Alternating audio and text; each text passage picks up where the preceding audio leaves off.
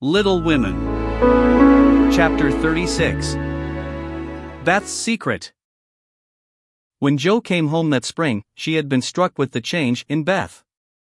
No one spoke of it or seemed aware of it, for it had come too gradually to startle those who saw her daily, but to eyes sharpened by absence, it was very plain, and a heavy weight fell on Jo's heart as she saw her sister's face. It was no paler and but little thinner than in the autumn, yet there was a strange, transparent look about it, as if the mortal was being slowly refined away, and the immortal shining through the frail flesh with an indescribably pathetic beauty. Jo saw and felt it, but said nothing at the time, and soon the first impression lost much of its power, for Beth seemed happy, no one appeared to doubt that she was better, and, presently, in other cares, Jo for a time forgot her fear. But when Laurie was gone, and peace prevailed again, the vague anxiety returned and haunted her. She had confessed her sins and been forgiven, but when she showed her savings and proposed the mountain trip, Beth had thanked her heartily, but begged not to go so far away from home. Another little visit to the seashore would suit her better, and, as Grandma could not be prevailed upon to leave the babies, Jo took Beth down to the quiet place, where she could live much in the open air, and let the fresh sea breezes blow a little color into her pale cheeks. It was not a fashionable place, but, even among the pleasant people there, the girls made few friends, preferring to live for one another. Beth was too shy to enjoy society, and Jo too wrapped up in her to care for anyone else, so they were all in all to each other, and came and went, quite unconscious of the interest they excited in those about them, who watched with sympathetic eyes the strong sister and the feeble one, always together, as if they felt instinctively that a long separation was not far away. They did feel it, yet neither spoke of it, for often between ourselves and those nearest and dearest to us there exists a reserve which it is very hard to overcome. Jo felt as if a veil had fallen between her heart and Beth's, but when she put out her hand to lift it up, there seemed something sacred in the silence, and she waited for Beth to speak. She wondered, and was thankful also, that her parents did not seem to see what she saw, and, during the quiet weeks, when the shadow grew so plain to her, she said nothing of it to those at home, believing that it would tell itself when Beth came back no better. She wondered still more if her sister really guessed the hard truth, and what thoughts were passing through her mind during the long hours when she lay on the warm rocks, with her head in Jo's lap, while the winds blew healthfully over her, and the sea made music at her feet. With her head in Jo's lap, while the wind blew healthfully over her. One day Beth told her. Jo thought she was asleep, she lay so still, and, putting down her book, sat looking at her with wistful eyes, trying to see signs of hope in the faint color on Beth's cheeks. But she could not find enough to satisfy her, for the cheeks were very thin, and the hands seemed too feeble to hold even the rosy little shells they had been gathering. It came to her then more bitterly than ever that Beth was slowly drifting away from her, and her arms instinctively tightened their hold upon the dearest treasure she possessed. For a minute her eyes were too dim for seeing, and, when they cleared, Beth was looking up at her so tenderly that there was hardly any need for her to say, "Jo, dear, I'm glad you know it. I've tried to tell you, but I couldn't." There was no answer except her sister's cheek against her own, not even tears, for when most deeply moved, Jo did not cry. She was the weaker, then, and Beth tried to comfort and sustain her, with her arms about her, and the soothing words she whispered in her ear. "I've known it for a good while, dear, and, now I'm used to it, it isn't hard to think of or to bear. Try to see it so, and don't be troubled about me, because it's best, indeed it is." "Is this what made you so unhappy in the autumn, Beth?" "You did not feel it then, and keep it to yourself so long, did you?" asked Jo, refusing to see her say that it was best, but glad to know that Laurie had no part in Beth's trouble. "Yes, I gave up hoping then, but I didn't like to own it. I tried to think it was a sick fancy, and would not let it trouble anyone.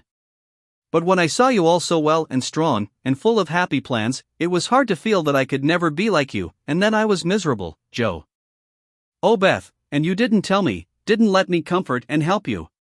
How could you shut me out, and bear it all alone?" Jo's voice was full of tender reproach, and her heart ached to think of the solitary struggle that must have gone on while Beth learned to say goodbye to health, love, and life, and take up her cross so cheerfully. "Perhaps it was wrong, but I tried to do right. I wasn't sure, no one said anything, and I hoped I was mistaken. It would have been selfish to frighten you all when Marmee was so anxious about Meg, and Amy away, and you so happy with Laurie, at least, I thought so then.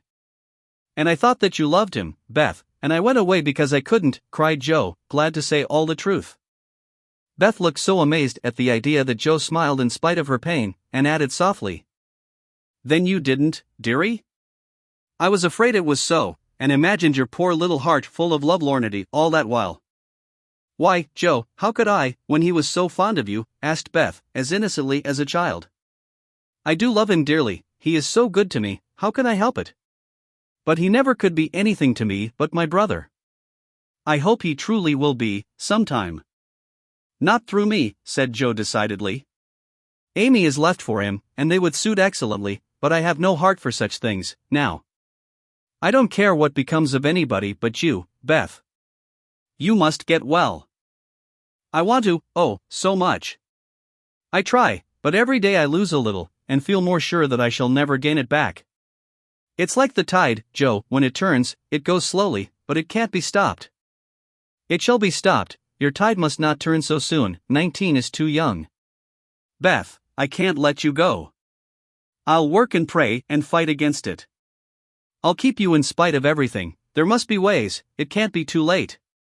"God won't be so cruel as to take you from me," cried poor Joe rebelliously, for her spirit was far less piously submissive than Beth's. Simple, sincere people seldom speak much of their piety, it shows itself in acts, rather than in words, and has more influence than homilies or protestations. Beth could not reason upon or explain the faith that gave her courage and patience to give up life, and cheerfully wait for death. Like a confiding child, she asked no questions, but left everything to God and nature, Father and Mother of us all, feeling sure that they, and they only, could teach and strengthen heart and spirit for this life and the life to come.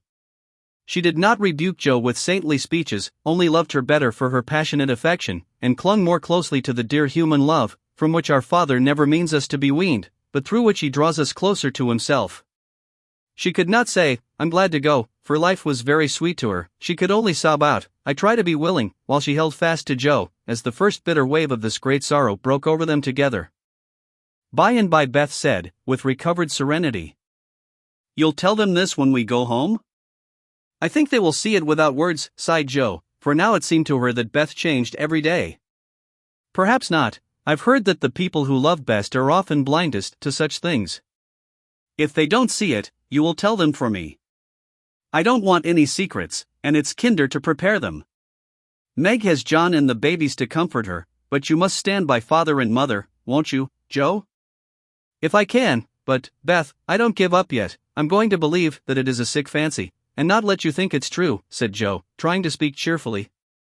Beth lay a minute thinking, and then said in her quiet way, "I don't know how to express myself, and shouldn't try, to anyone but you, because I can't speak out, except to my Joe. I only mean to say that I have a feeling that it never was intended I should live long. I'm not like the rest of you, I never made any plans about what I'd do when I grew up, I never thought of being married, as you all did. I couldn't seem to imagine myself anything but stupid little Beth, trotting about at home, of no use anywhere but there. I never wanted to go away, and the hard part now is the leaving you all. I'm not afraid, but it seems as if I should be homesick for you even in heaven." Joe could not speak, and for several minutes there was no sound but the sigh of the wind and the lapping of the tide.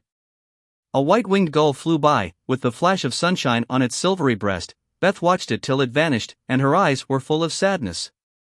A little gray-coated sandbird came tripping over the beach, peeping softly to itself, as if enjoying the sun and sea. It came quite close to Beth, looked at her with a friendly eye, and sat upon a warm stone, dressing its wet feathers, quite at home. Beth smiled, and felt comforted, for the tiny thing seemed to offer its small friendship, and remind her that a pleasant world was still to be enjoyed. "Dear little bird. See, Joe, how tame it is. I like Peeps better than the gulls, they are not so wild and handsome, but they seem happy, confiding little things. I used to call them my birds, last summer, and Mother said they reminded her of me, busy, Quaker-colored creatures, always near the shore, and always chirping that contented little song of theirs. You are the gull, Joe, strong and wild, fond of the storm and the wind, flying far out to sea, and happy all alone. Meg is the turtle dove, and Amy is like the lark she writes about, trying to get up among the clouds, but always dropping down into its nest again. Dear little girl. She's so ambitious, but her heart is good and tender, and no matter how high she flies, she never will forget home. I hope I shall see her again, but she seems so far away. She is coming in the spring, and I mean that you shall be all ready to see and enjoy her. I'm going to have you well and rosy by that time," began Joe, feeling that of all the changes in Beth, the talking change was the greatest, for it seemed to cost no effort now, and she thought aloud in a way quite unlike bashful Beth. "Joe, dear, don't hope anymore, it won't do any good, I'm sure of that. We won't be miserable, but enjoy being together while we wait. We'll have happy times, for I don't suffer much, and I think the tide will go out easily, if you help me." Joe leaned down to kiss the tranquil face, and with that silent kiss, she dedicated herself soul and body to Beth.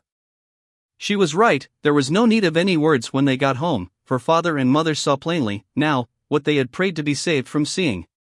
Tired with her short journey, Beth went at once to bed, saying how glad she was to be at home, and when Joe went down, she found that she would be spared the hard task of telling Beth's secret. Her father stood leaning his head on the mantelpiece, and did not turn as she came in, but her mother stretched out her arms as if for help, and Joe went to comfort her without a word.